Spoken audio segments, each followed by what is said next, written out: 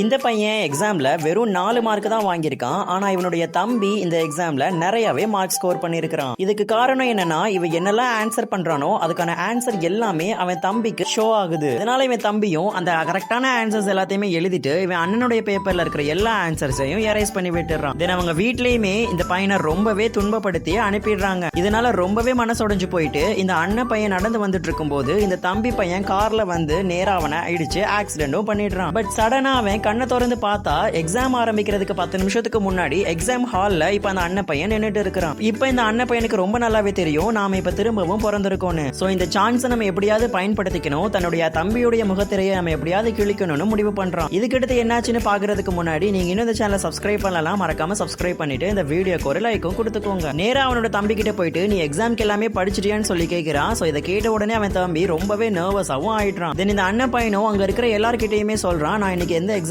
எழுத போறது இல்ல, நான் இங்க இருந்து டிஸ்கன்டினியூ பண்ணி போறேன்னு சொல்றான். இதை கேட்ட எல்லாருமே ரொம்பவே ஷாக் ஆயிட்டாங்க. இந்த தம்பி பையனும் ரொம்பவே ஷாக் ஆயிட்டான். பட் அங்க இருக்கிற எல்லாருமே உங்களுடைய ஃபியூச்சரை இதுதான் டிசைட் பண்ண போகுது, சோ இந்த முடிவை நீங்க கரெக்டா எடுக்கணும், நீங்க எக்ஸாம் எழுதாம இருக்கிறதுனால உங்களுக்கு தான் லாஸ் ஆகும், சோ நீ இந்த எக்ஸாமை நீ கண்டிப்பா எழுதியே ஆகணும்னு அங்க இருக்கிற ஸ்டாஃப்ஸ் எல்லாருமே இவர் கம்பல் பண்றாங்க. தென் வேற வழியே இல்லாம இந்த அண்ணன் பையனும் எக்ஸாம் எழுதுறதுக்கு ஒத்துக்கிறான். பட் அவன் அந்த சீட்ல உட்கார மாட்டேன், நான் வேற சீட்ல உட்காந்துக்கிறேன்னு சொல்றான். இதுக்குமே இந்த தம்பிக்கார பையன் அவன் கிட்ட சண்டைக்கு போறான், நீ இந்த சீட்ல தான் உட்காந்து எழுதணும், ஒழுங்கு மரியாதை உட்காந்து எழுதுன்னு சொல்லிடுறான். அங்க இருக்கிற ஸ்டாஃப்ஸ் எல்லாருமே அந்த தம்பி பையனுக்கு தான் சப்போர்ட் பண்றாங்க, உங்களுக்கு ரிசர்வ் பண்ண சீட்ல தான் நீங்க உட்காரணும், சோ நீங்க இந்த சீட்ல உட்கார்ந்தா எக்ஸாம் எழுதணும்னு சொல்லிடுறாங்க. இந்த அண்ணனும் வேற வழியே இல்லாம அதே சீட்ல உட்காந்து எக்ஸாம் எழுத போறான். இந்த தம்பி பையனுமே அண்ணனை எப்படியாவது காப்பி பண்ணலாம்னு சொல்லிட்டு ரொம்பவே ஆர்வமா வெயிட் பண்ணிட்டு இருக்கான். பட் இந்த அண்ணக்கார பையன் எக்ஸாம் ஷீட்ல அவனுடைய நேம் மட்டும் தான் எழுதி இருக்கிறான், எந்த ஒரு கொஸ்டினுக்குமே ஆன்சரே பண்ணல. தென் சடனா அவன் கையவும் தூக்கி நான் எக்ஸாம் எழுதி முடிச்சிட்டேன், என்னுடைய பேப்பரை வாங்கிக்கோங்கன்னு சொல்லிடுறான். சடனா இந்த தம்பி பையனும் ரொம்பவே கோவமா எழுந்துச்சு நின்னு, நீ எதுவுமே எழுதல, உன்னுடைய பேரை மட்டும் தான் எழுதி இருக்கிற, எப்படி நீ பேப்பரை ஹேண்ட் ஓவர் பண்ணலான்னு ரொம்பவே கோவமா கத்த ஆரம்பிக்கிறான். உடனே இந்த அண்ணன் பையனும் அந்த தம்பி பையனை பார்த்து நான் எந்த ஆன்சருமே எழுதலன்னு உனக்கு எப்படி தெரியும்னு கேட்கிறான். இருக்கிற எல்லா பசங்களுமே இந்த விஷயத்தை பார்த்ததுனால எல்லாருக்குமே தம்பி தான் சீட் பண்றாங்கிற விஷயம் தெரிய வருது. இந்த எக்ஸாமினரும் அந்த தம்பியை மட்டும் உட்கார வச்சு கரெக்டா ஃபர்ஸ்ட் கொஸ்டினுக்கு ஆன்சர் எழுதுன்னு சொல்றாங்க. பட் இந்த தம்பி பையனுக்கு ஃபர்ஸ்ட் கொஸ்டினை நம்ம எப்படி சால்வ் பண்ணணுங்கிற மெத்தட் கூட தெரியல, ரொம்பவே பைத்தியம் பிடிச்ச மாதிரி கத்த ஆரம்பிக்கிறான். தென் இப்பதான் எல்லாருக்குமே உண்மை என்னங்கிறது தெரிய வருது.